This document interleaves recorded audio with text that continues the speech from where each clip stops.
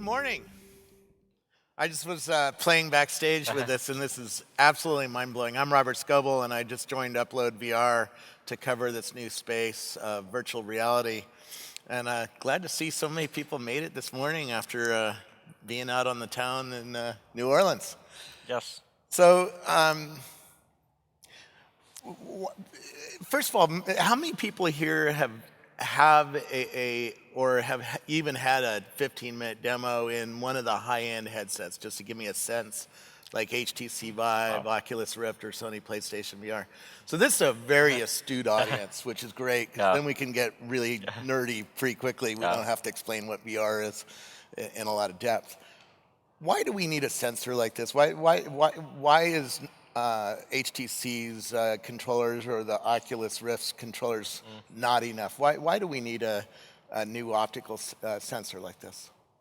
Well, I think what people want when they put on a big, opaque headset is to feel totally transported to a different world. And I think anything that's unnatural, whether it's a controller or anything that isn't your own body and hands, massively gets in the way of that. So there's still a place sometimes for tools, but they're in the context of your hands and how you would use them. But I think that the moment you see your hands moving exactly as they do, it creates something that isn't a passive 3D experience, like watching a 3D movie. It suddenly becomes it makes you feel like you're being teleported to a different world. And I think that's the VR that everyone deserves. Yeah.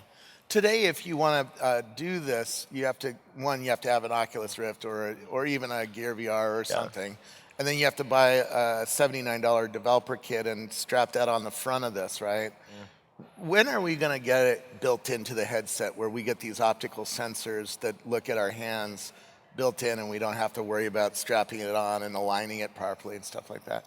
Yeah, so one of the things that's really cool about our approach is we use really inexpensive off-the-shelf hardware that costs just a few dollars and are just regular cameras, so they can be embedded in any device, even if VR headsets or AR headsets get thin at some point. Right now, obviously, size isn't a major constraint. They're pretty big, but we're working with many of the biggest OEMs right now to embed this, and I think for the first generation devices like Oculus and Sony, you'll see this in the second generation products probably.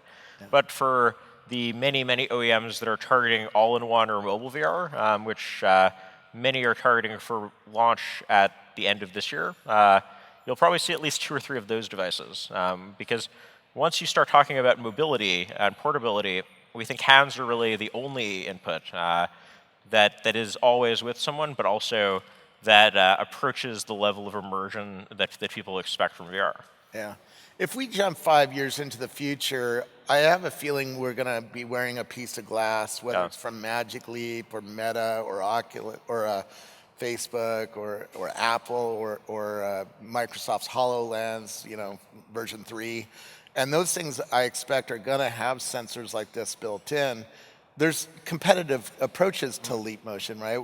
How do you see the market shaking out in terms of hand-based sensors like this? Because there's going to be a variety of sensors on these glasses, right? Yeah, I will say I'm incredibly excited about AR. I think that in some ways, I think VR should focus on immersion, and that's one of the reasons why I believe so strongly in the power of hands in that context, because I don't think an opaque headset should try to be like a workplace tool if that's what it's not going to be best at.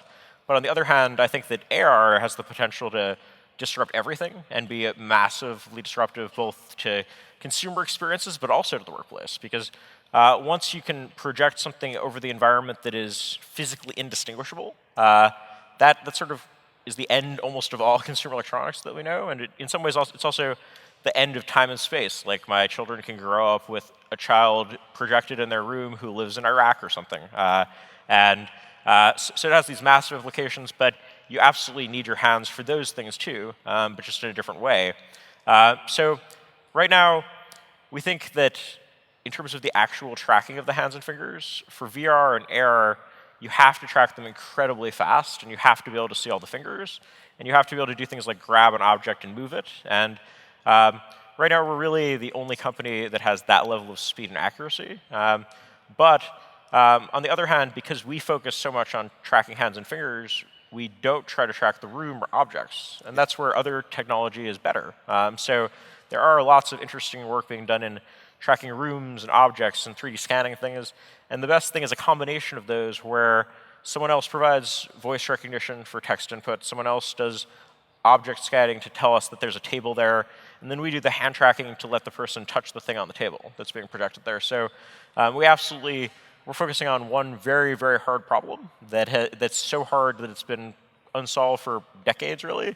Yeah. But other people are really important parts of the end product too. Why can't you just use the camera that's in like the HTC Vive, because it has a little camera right in the middle? Why do I need a sensor array like the one you're building?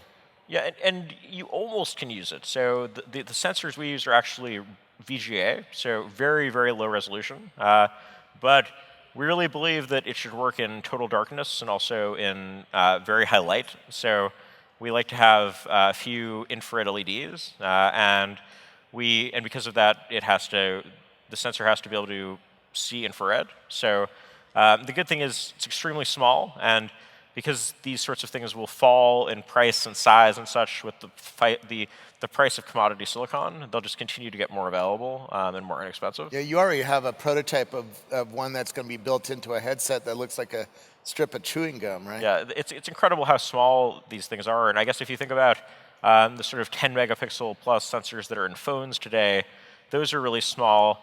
Our sensor is something that is, an order of magnitude lower resolution than that. So that gives you an idea of how tiny the devices that it's embedded in can be. Yeah. Technically, how fast is the frame rate, and how important is that? Yeah, we're very obsessive about frame rate because we think that, especially in VR, any latency not only destroys that sense of immersion, because the user has to think it's their own hand. And that means that you need high frame rate, in our case, at least 120 FPS. You want extremely low latency, in our case, under 5 milliseconds usually. And you have to be able to track all of the joints and fingers, and even when you can't see them. So if I'm grabbing like this and my own human eyes can't see if I'm grabbing or releasing, we have to know that anyways, because that's how you interact with the world, and we don't want to have to tell people, here's the right way to grab things, here's the wrong way to grab things, because that destroys the magic of a physical experience. The magic of a physical experience is that every single person can grab in their own subtly different way, and it just works. So we've spent a lot of time, and even for very simple things to us as humans, like grabbing, we've had to train them with 70,000 plus permutations of how people grab, just to get that action really tight. So we're being very, very thoughtful about all of the little tiny things that go into people forgetting that is their digital hand and saying, wow, that's not my digital hand, that's my physical hand. And that's what we want. We want people to forget when they put on that headset that they're not in their bedroom or their living room, that they're being teleported to a different place. Yeah. Backstage, when I turned my hand over, I got a menu off of my fingers. Are you building a software kit that helps developers build that kind of UI into their apps? Yeah, we're approaching that in kind of two ways.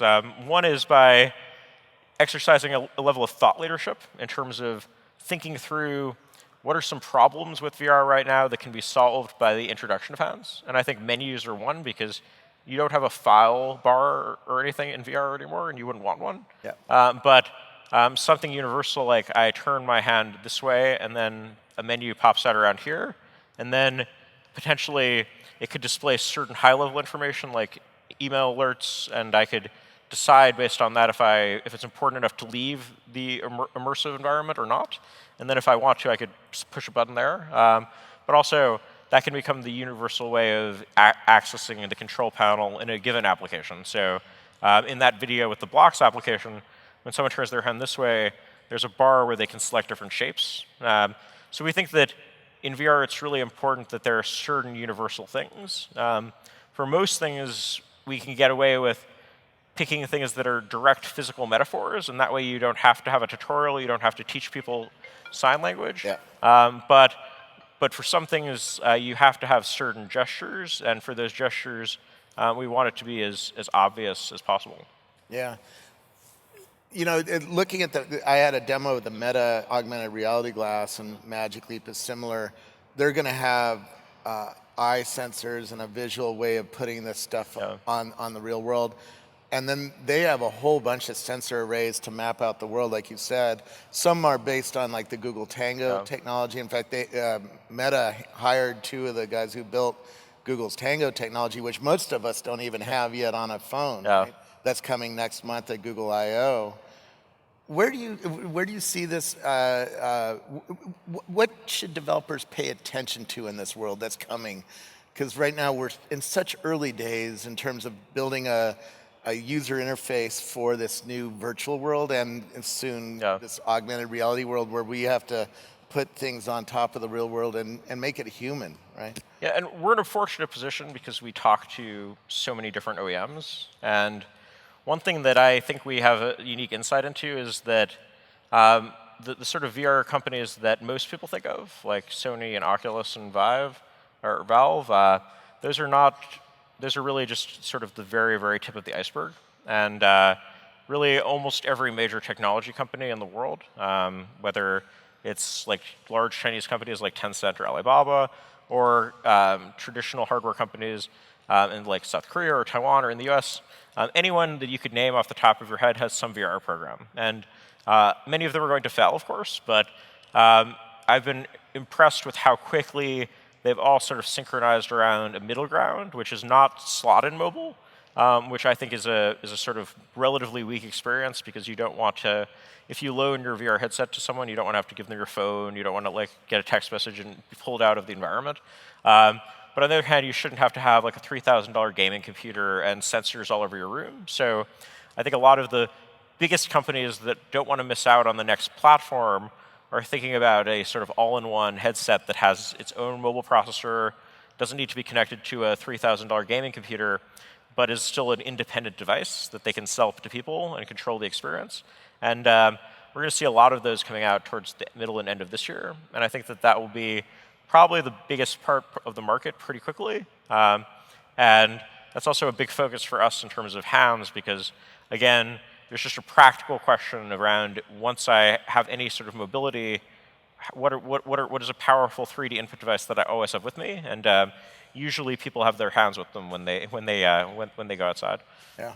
When do you think the consumer is going to get a headset with your style of hand control? In other words, touchless control. It's really cool. Yeah, I think that people will see VR headsets with hand control in them around the end of this year, probably, and several. And then we are working with companies that, some companies are going to be aggressive and release towards the end of this year. Others may take a few more years. But I think everyone agrees that seeing your hands is sort of the ultimate state of immersion in VR. And that doesn't necessarily mean that there is no other place for other types of input devices. If you have the luxury and you're in a stationary position, there are times when it might be better to use a tool plus a hand. But hands are the sort of base de facto primary interaction. And then I'm really excited about Air as well. I think Air is an entirely different sort of inflection point.